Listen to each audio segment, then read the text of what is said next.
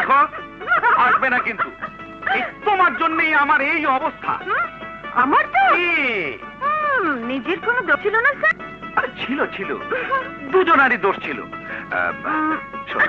এদিকে এসো, এসো না, এই মুছিয়ে দাও না। এখন ছাড়বো না, না আমি ছাড়বো না। আবার করতে হবে, বারবার গোসল করতে হবে। গেল গেল, সব গেল, আমার আশা ভরসা সব গেল। আরে আমার সাথে বিয়ে হলে তুমি জিএম থেকে স্বামীতে প্রমোশন পেতে, সব কিছুর মালিক হতে, কিন্তু কিছুই হলো না। বেকার বেকার। তুমি যদি বলো তাহলে আমি নিজেই একটা কাজ জোগাড় করে নেই বড় ভাই। না না, সবুর কর, সবুরে মেওয়া ফলে। সব মেয়েরা তার পছন্দের মানুষকে প্রথম চোখে দেখে, কথা বলে, ভালো লাগে, ভালোবাসে। আমার যে কি হলো, আসল মানুষের খবর নেই।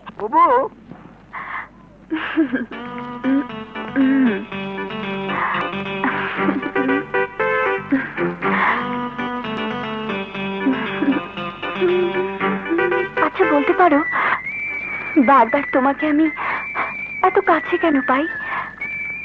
মনে হয় বাস্তব মানুষটা যেন আমার কাছে এসে দাঁড়াচ্ছ, কথা বলছো, আমাকে স্পর্শ করছো, একেবারে জলজ্যান্ত তুমি।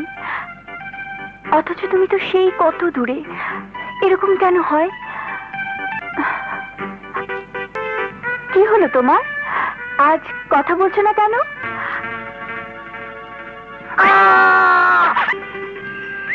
ভাবি, তাহলে আমি এতক্ষণ একটা জ্যান্ত মানুষের সাথে কথা বলছিলে।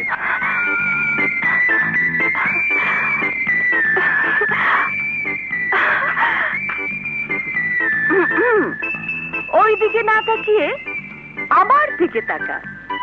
ও হলো তোর দুলা ভাইয়ের বোন, আর আমি হলাম তোর বোন। ও চল ঘরে চল।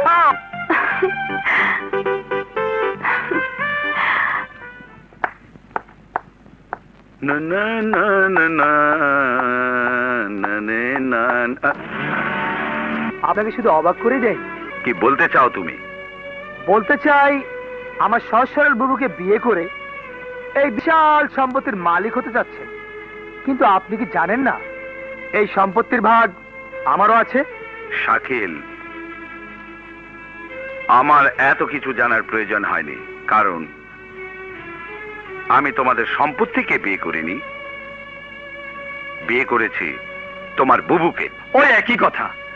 আপনি বুদ্ধিমান। আপনি জানেন চুল টানলে যেমন মাথা আসে, ঠিক তেমনি বুবুকে বিয়ে করলেই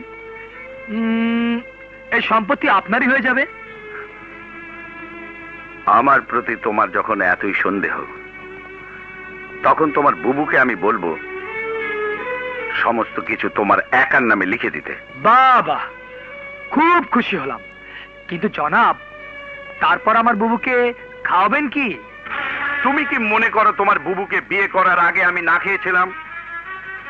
আর এখনো কি মনে করো তোমার বুবুকে খাওয়ানোর মতো ক্ষমতা আমার নেই? শোনো শাকিল, আমি তোমার বুবুর সেই স্বামী, যে স্বামী স্ত্রীর সৌভাগ্য নিয়ে নিজের ভাগ্য পরিবর্তন করতে চায় না। আমি তোমার বুবুর সেই স্বামী, যার প্রতি তোমার বুবুর প্রচন্ড বিশ্বাস তোমার বাবার রেখে যাওয়া এই অর্থ আর প্রাচুর্যের উপর নয়। ব্রেভ হদিলা ভাই, ব্রেভ। ওরে বাবা, ওভাবে তাকিয়ে আছেন কেন? স্টার মার্ক দিলাম তো, স্টার মার্ক। ঠিক আছে, এই নাক বলছি, কান ধরে উঠবস করলাম। মাইকের দুলা ভাই, মাফ করে দেওয়া যায় না? মাফ যায়। একটু এদিকে এসো, আর একটু। শোনো শালা, ভবিষ্যতে আর কখনো যদি এরকম কিছু করো তাহলে তোমার কান টেনে ছিঁড়ে ফেলবো, বুঝলে? বাবু